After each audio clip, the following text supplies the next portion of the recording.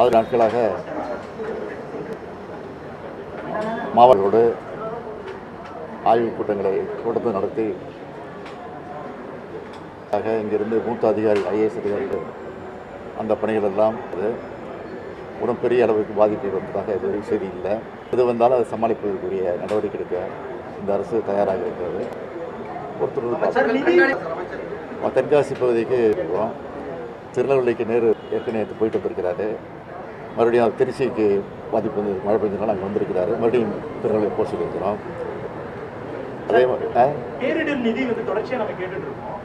நேற்று கூட நாடாளுமன்றத்தில் உறுப்பினர்கள் பேசினாங்க. ஆனால் கம்மியாகவே தமிழ்நாடு, கேரளா உள்ளிட்ட மாநிலங்களுக்குலாம் கொடுக்குறாங்க. என்ன மாதிரி அழுத்தம் என்ன கொடுக்கணும்? ஊடகத்தில் இருக்கக்கூடிய நீங்கள் எல்லாம் கொஞ்சம் அது தொடர்ந்து எழுதுனீங்கன்னா அதுவே பெரிய அழுத்தமாக இருக்கும். அது சொல்லுங்க. போதுமானதா இருக்கா சார்? அது எப்படி போதும்? அது எப்படி போதும்?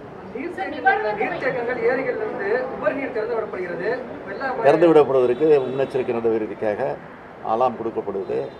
எல்லா பொதுமக்களும் அங்கிருந்து அப்புறப்படுத்தி வேறு இடத்துக்கு பாதுகாப்பாக முகாம்களில் தங்க வைக்கப்பட்டிருக்கிற சில இடங்களில் தேவைப்படும் இடங்களில் அந்த ஏற்பாடுகள் செய்யப்பட்டு கொண்டிருக்கு.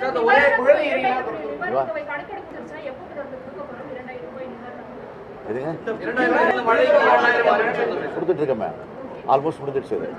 ஒரே நாடு ஒரே தேர்தலுக்கு மத்திய அமைச்சரவை ஒப்புதல் அளிச்சிருக்கு. இது என்ன மாதிரியான எதிர்வினை? அந்த நேற்று தெளிவாக அறிக்கை கொடுத்துட்டேன். ஒருவேளை இந்த மசோதா பாராளுமன்றத்தில் நிறைவேறும். ஒன்று சேர்ந்து அதை கடுமையாக எதிர்ப்போம்.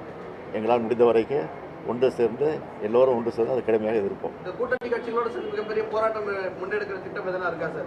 நிறைவேற பட்சத்தில் பார்ப்போம், யோசனை பண்ணுவோம். Thank you sir. தேங்க்யூ.